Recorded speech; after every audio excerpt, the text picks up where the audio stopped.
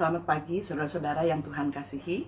Kembali di pagi hari ini kita akan membaca serta merenungkan akan firman Tuhan, mengawali sebelum kita bekerja. Untuk itu mari kita berdoa terlebih dahulu.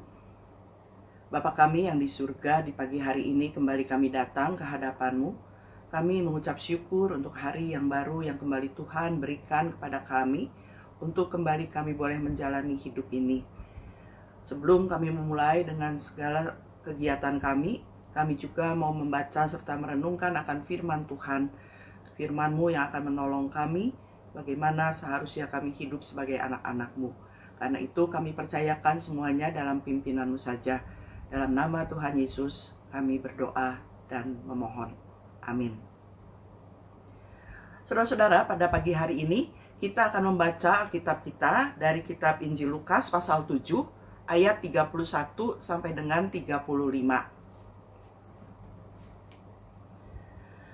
Kata Yesus, "Dengan apakah akan kuumpamakan orang-orang zaman ini, dan dengan apakah mereka dapat disamakan? Mereka itu seumpama anak-anak yang duduk di pasar dan yang saling menyerukan, 'Kami meniup seruling bagimu, tetapi kamu tidak menari. Kami menyanyikan kidung duka, tetapi kamu tidak menangis.'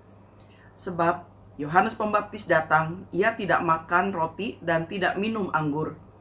Dan kamu berkata, ia kerasukan setan. Kemudian Anak Manusia datang, ia makan dan minum.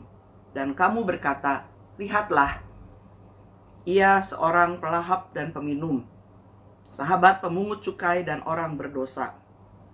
Namun, hikmat itu dibenarkan oleh semua orang yang menerimanya."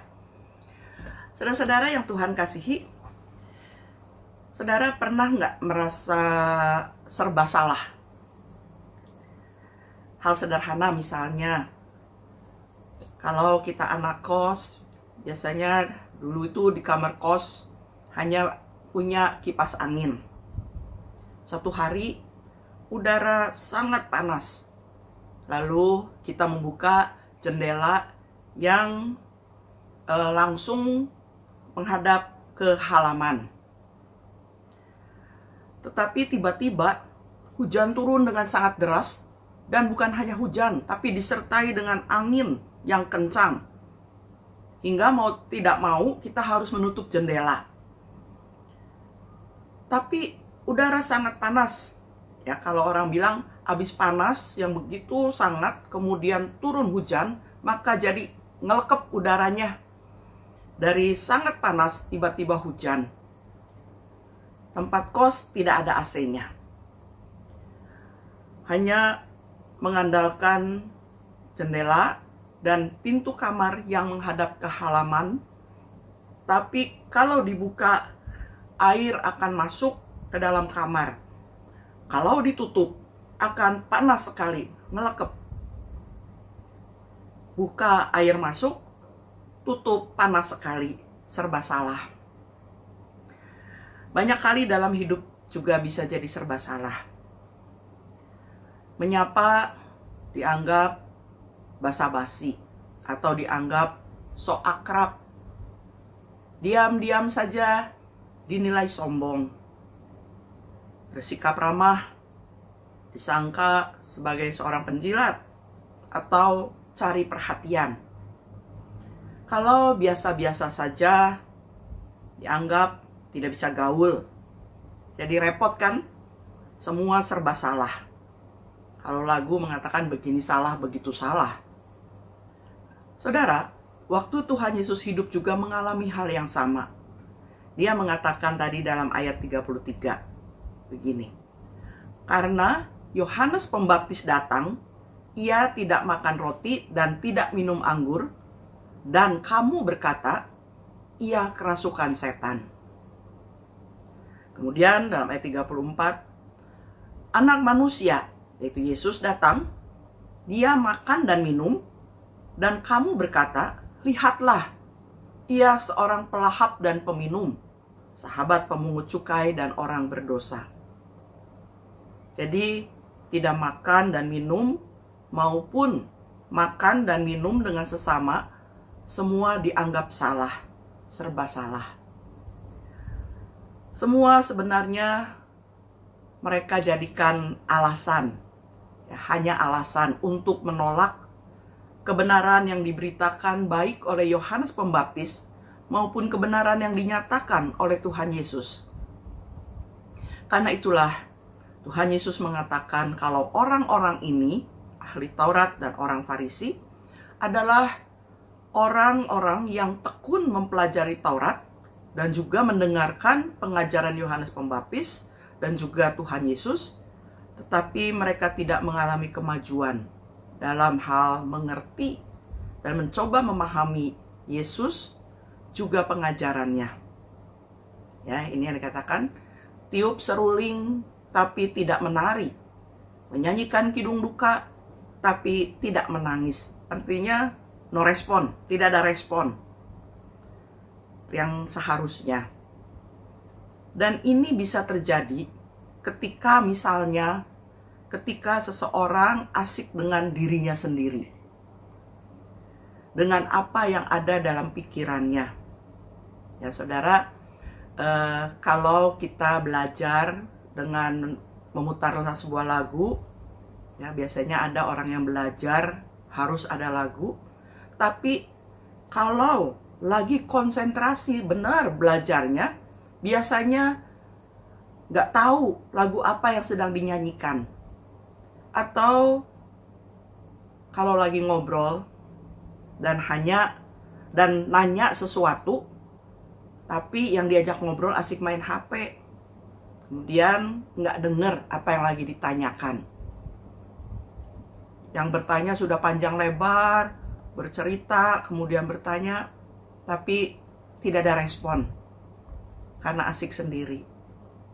Nah, saudara-saudara, yang dialami oleh orang Farisi ahli Taurat, Tuhan Yesus mengatakan itu karena kekerasan hati dan keangkuhan religius lah yang menyebabkan mereka sulit untuk menerima kebaikan dan kebenaran Allah. Sulit untuk membuka hati dan pikiran mereka dengan apa yang mereka dengar, terima dari apa yang Yohanes Pembaptis katakan, lakukan, dan atau Tuhan Yesus katakan dan lakukan. Begitu pula dalam kehidupan kebersamaan hidup kita sekarang bersama dengan sesama. Sikap tidak peduli dan sikap sombong secara rohani seringkali terjadi.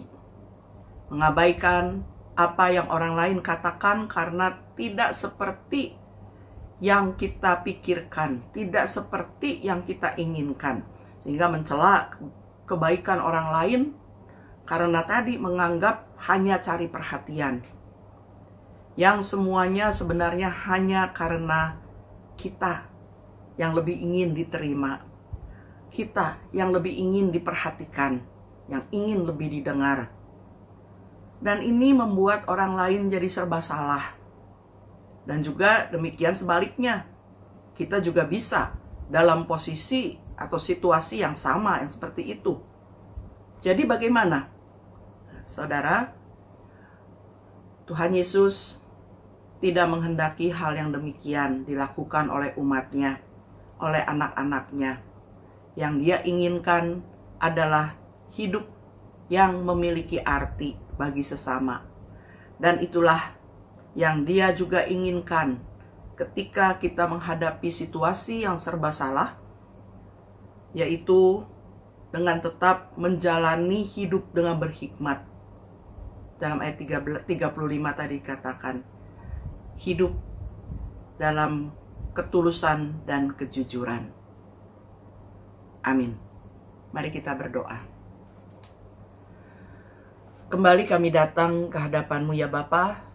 Kami mengucap syukur untuk firman Tuhan yang boleh kami renungkan di pagi hari ini sebagai anak-anak-Mu, supaya kami menjalani hidup dengan berhikmat, supaya ketika kami mungkin menghadapi situasi yang serba salah, kami dapat menghadapinya dengan baik, dengan hikmat yang dari Tuhan.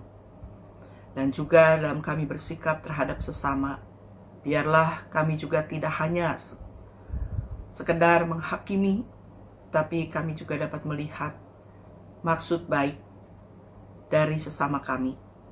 Ya Bapa, biarlah hari ini kami juga boleh menjalani kehidupan yang Kau percayakan ini dengan baik, di dalam tugas tanggung jawab yang harus kami lakukan. Ketika kami bertemu dengan sesama kami, biarlah kami dapat melakukan hal-hal yang baik dan benar. Terima kasih Bapa, kami percayakan semuanya dalam pimpinan-Mu saja. Dalam nama Tuhan Yesus kami berdoa dan bersyukur. Amin. Selamat berkarya saudara-saudara, Tuhan Yesus memberkati. Bagi Bapak Ibu yang memiliki pergumulan khusus dan ingin didoakan, bisa menghubungi rekan-rekan pendeta di nomor berikut.